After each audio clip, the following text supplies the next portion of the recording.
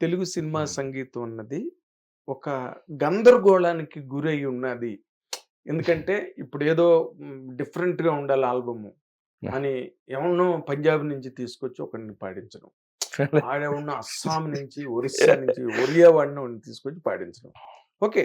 No issues. అప్పట్లో కూడా రఘునాథ్ పాణిగ్రాహ్ గారు వాళ్ళ చేత 1, 2 పాటలు పాడించారు ఆ! తెలుగులో. ఈ గందరగోళం ఎక్కువైపోయిందన్నది నా ఫీలింగ్.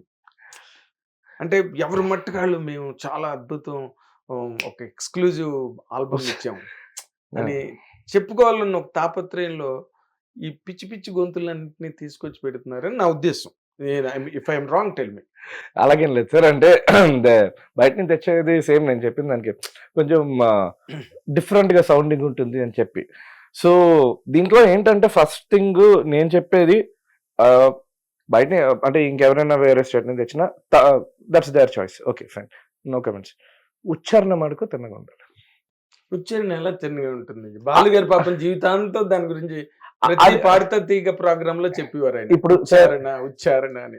ఇప్పుడు ఫర్ ఎగ్జాంపుల్ మీరు చెప్తే నమ్మరు. నన్ను ఇక్కడ శేషులు అందరూ పట్టుకొని తంతారు. ఎందుకంటే నాకు తెలుగు చదవడం, రాయడం రాదు సార్ నాకు.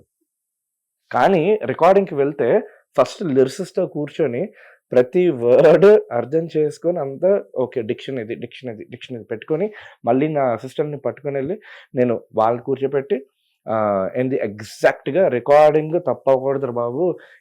ఇది చేయకపోతే నన్ను జనాలు వదలరు. క్షమించరింకా. క్షమించరు. అంతే క్షమాపణ లేదు. ముందు అడిగేసేసే క్షమించడు కదా! అమ్మ బాబోయ్! అసలు ఫర్ మ్యాటర్ ఆఫ్ ఫ్యాక్ట్ యాక్చువల్‌గా ఆహ్, ఒక జస్ట్ నేను ఒక పాట రికార్డ్ చేస్తే స నా బ్యాండ్ సింగరే అన్నమాట. అమ్మాయి కొంకణి అన్నమాట అమ్మాయి స్పీకింగ్ లాంగ్వేజ్. హ్మ్. సో, తను గా అంటున్నది గానీ అది కాలాగే వినిపిస్తున్నది. ఓహ్! నేను గా అంటున్నాను మళ్ళీ పాడను. గా అంటే గాలాగే నాకు క్లియర్ కట్‌గా నేను ఆ మిస్టేక్ చేయను కదా! గా గా అని సడెన్‌గా ఏదో పాట రికార్డ్ చేస్తుంటే సిద్దుకి వినిపించింది. "అరేయ్! చూడు ఒకసారి" అంటే, "అరేయ్! కా ఏంట్రా" అంటుంది. కా ఏంట్రా? గా అని నేను పాడించానురా అదంటే, "లేదు నువ్వు చూసుకోలేదు" అని. That is the only thing that I had అంత పర్టిక్యులర్‌గా ఉంటుంది. ఇప్పుడు ఎవరు? సిద్దుతోటి. సిద్దు జొన్నలగడ్డ. విన్నాను కదా! హ్మ్. We're close friends. అదే. సో వాడు ఇలా చూసి కా అని వచ్చింది నువ్వు గా అని ఎందుకు పాడించలేదు అంటాడు. అరే నేను గా అని పాడించను. సో ఇది నేను ఎందుకు చెప్తానంటే ఇది వేరే లాంగ్వేజ్ స్పీకింగ్ సింగర్స్ ని రికార్డ్ చేస్తే కొన్ని తప్పదు. అదొక్కటి ఎరాడికేట్ చేయడానికి చూస్తే దెన్ ఓకే. ఓకే. సో అది చాలా చాలా ఇంపార్టెంట్ సార్. ఎందుకంటే డిక్షన్ పోయింది. People would like it. లైఫే పోయినట్టు కదా! నేను ఇంచుమించు ప్రతి సినిమాలోనే జావేద్ అలీ గారిని రికార్డ్ చేస్తున్నాను. హ్మ్. టు ద టీ ప్రతిదీ ఒక్క తప్పు లేకుండా పాడతాడు. హ్మ్. సో రికార్డింగ్ శ్రేయా ఘోషల్ గారిని రికార్డ్ చేశాను. హ్మ్. సత్యభామకి కీరవాణి గారు పాడారు. కీరవాణి మన పాట మీ ప్రోగ్రామ్‌లో విన్నాను. సో కీరవాణి గారి చేత స్పెషల్‌గా పాడించడానికి కారణం ఆస్కార్ అవార్డు విన్నర్ అనా? అలా అని కాదు సార్. యాక్చువల్‌గా ఆ సాంగ్ అలా అనుకున్న ఎవరితో రికార్డ్ చేస్తే బాగుంటుంది అని.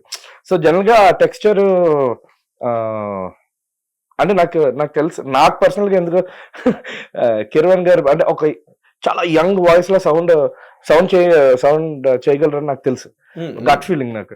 సో నేను అప్పుడు భైరవ్ నాకు మంచి ఫ్రెండ్. భైరవ్ చెప్పి యాక్చువల్గా నాకు ఇంకో సజెస్ట్, అరే భైరవ్ తో రికార్డ్ చేయకుండా ఇది కిరణ్ గారితో రికార్డ్ చేస్తానని అంటావు ఏంటంటే, లేదు ఈ పర్టికులర్ సాంగ్ సార్ పాడితేనే కరెక్ట్ గా ఉంటుంది అని.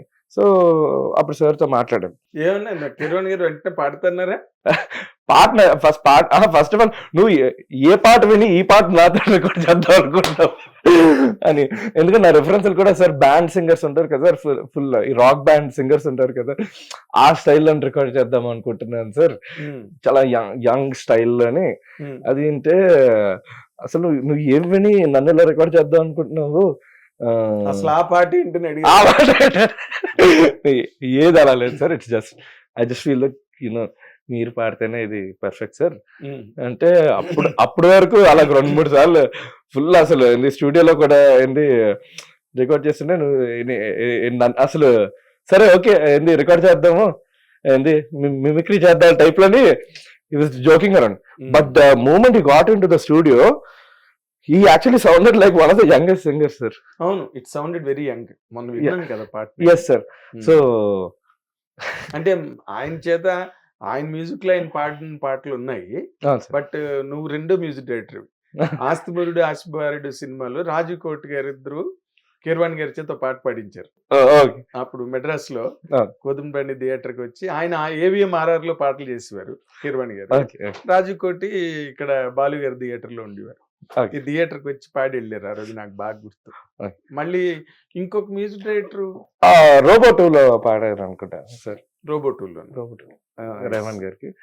రెహమాన్, అది ఎస్ ఎగ్జాక్ట్లీ. దాని తర్వాత నేను అదే ఇప్పుడు ఆ స్వార్థం అయితే నాకు బాగా కనిపిస్తున్నది మీ టీమ్ లో. ఆస్కార్ అవార్డు కొట్టిన సింగర్ చేత పాడించాం. అలాగే లేదు సార్, నేను కిరణ్ గారు ముందు కొట్టి చేశాను కదా. అవునా? ఆస్కార్ రాకముందు. ఓకే, ముందుగా రికార్డ్ చేశాను. ఆబ్వియస్ గా అవసరం ఇంకెందుకు, I mean that's even. And lyrics కూడా చంద్రబోస్ గారు రాశారు. So it was like perfect అన్నమాట. You know right. అదే అంటే మీకు ఇప్పుడు సత్యభామ అది ప్లస్ అయింది మాకు. కీరవాణి గారి పాట ప్లస్. Yes sir, 100%. ఓకే, ఎలా ఉంది సినిమా సత్యభామ? గుడ్ సార్, బాగా. అవునా? అదే ఆ అమ్మాయి ఇప్పుడు కాజల్ విజయశాంతి గారి తర్వాత మళ్ళీ యాక్షన్ అసలు కనిపించిన అమ్మాయి. యాక్షన్ చేయలే, యాక్షన్ నాకు తెలిసి చేయలే. యాక్షన్ వరకు అసలు చెతకొచ్చు sir. She was very good. Because after having a baby, అలాంటి టఫ్ యాక్షన్ సీక్వెన్సెస్ చేయడం it's not easy. Really difficult, చాలా కష్టం అసలు. నేను అందుకే ఈ దీంట్లో యాక్చువల్గా ఒక బుర్రకథలో కంపోజ్ చేశాను. నేను బుర్రకథ చేశాను. సో టీజర్ లో ఉంటుంది దాని ఫైట్ సీక్వెన్స్ మీద బుర్రకథ పెట్టి కంపోజ్ చేశాను. నేను ఎక్కడి నుంచి తీసుకోలేదు. Okay okay. ఎస్. సో చేయవలసిన ఎక్స్పెరిమెంటేషన్ లో చేశాను ఈ సినిమాకి. ఎందుకంటే నీ క్యారెక్టర్ నువ్వు బాగా పోషించాలి కదా. లేకపోతే కాజల్కి అన్ని మార్కులు వచ్చేస్తా. బ్యాక్గ్రౌండ్ స్కోర్స్ అంటే అది యాక్షన్ అంటే అసలు అర్థం. అవును అవును అవును, ఐ అగ్రీ కంప్లీట్లీ.